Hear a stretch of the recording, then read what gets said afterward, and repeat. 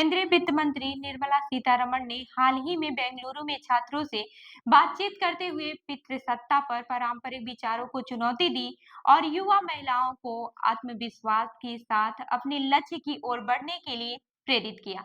इस संवाद सत्र में वित्त मंत्री ने महिला सशक्तिकरण, वित्तीय समावेशन और नवाचार के लिए सरकार की नीतियों पर चर्चा की। इसके साथ ही भारत के महिलाओं के लिए उपलब्ध अवसरों का भी उल्लेख किया।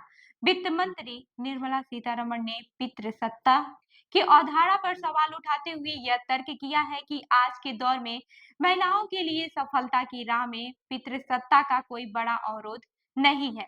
उन्होंने इस विषय पर बोलते हुए पूछा, आज कौन सी पितृसत्ता आपको रोक रही है? उन्होंने भारतीय इतिहास की कई महत्वपूर्ण महिलाओं जैसे कि इंदिरा गांधी, सरोजिनी नायडू और इसरो की महिला वैज्ञानिकों का उदाहरण दिया, जिन्होंने सामाजिक बाधाओं के बावजूद महत्वपूर्ण स्थान हासिल किया।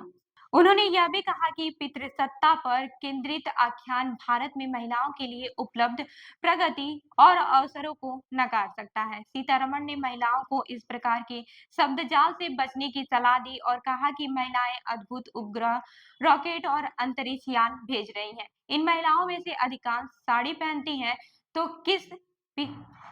तो किस पितृसत्ता ने इन्हें रोका है? सीतारमण ने यह भी स्वीकार किया है कि महिलाओं को अभी भी कुछ चुनौतियों का सामना करना पड़ता है, लेकिन उन्होंने कहा कि भारत में ऐसी नीतियां और पारिवारिक समर्थन मौजूद हैं जो महिलाओं की महत्वाकांक्षाओं को बढ़ावा देने में मदद करती है। उन्होंने उदाहरण के तौर पर इसरो की महिला वैज्ञानिकों को दिया, जिन्होंने अपनी कठिनाइयों के बावजूद अंतरिक्ष में भारत को गर्व महसूस कराया।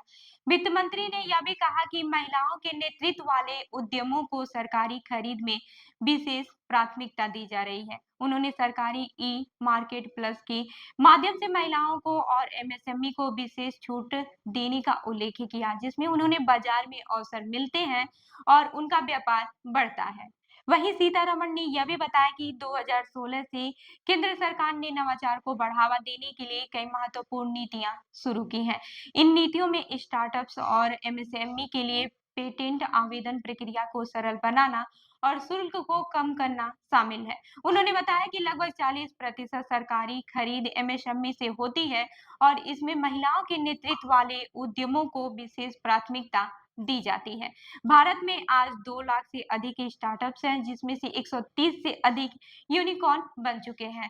सीतारमण ने इस उपलब्धि को सरकार की सही नीतियों और समर्थन का परिणाम बताया। उन्होंने कहा कि ये नीतियां केवल नवाचार को बढ़ावा नहीं देती, बल्कि यह सुनिश्चित करती हैं कि इन उत्पादों के लिए बाजार उपलब्ध हो, जिससे एमएसएमई को आगे बढ़ने में मदद मिलती है। वित्त मंत्री निर्मला सीतारमण ने वित्तीय समावेशन के क्षेत्रों में भी भारत की प्रगति पर भी प्रकाश डाला। उन्होंने बताया कि भारत सरकार ने डिजिटल सेवाओं के लिए विस्तार के लिए कई कदम उठाए हैं, जिससे अब दूर दराज के क्षेत्रों में भी लोग वैश्विक अर्थव्यवस्था में भाग ले रहे हैं। सीतारमण ने नागालैंड का उदाहरण देते हुए बताया कि वहां के स्थानीय कारीगर अब डिजिटल प्लेटफॉर्म के माध्यम से अमेरिका में हस्तशिल्प बेच रहे हैं।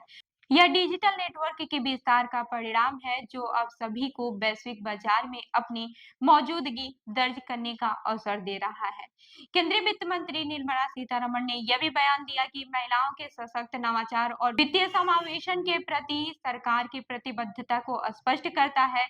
उन्होंने यह दिखाया कि पितृसत्ता जैसे पारंपरिक विचारों से बाहर निकलकर महिलाओं को आत्मविश्वास के साथ अपनी राह चुनने की आवश्यकता है। साथ ही सरकार द्वारा दी जा रही मदद और अवसरों के माध्यम से महिलाएं अपने सपने को साकार करने में सक्षम हैं। यह संदेश महिलाओं को उनके अधिकारियों के प्रति सजग और सशक्त बनने के लिए प्रेरित करता है। तो ऐसी ही अन्य खबरों के लिए जुड़े रहिए मेरे साथ, देखते रहिए जनदर्पण न्यूज। धन्यवाद।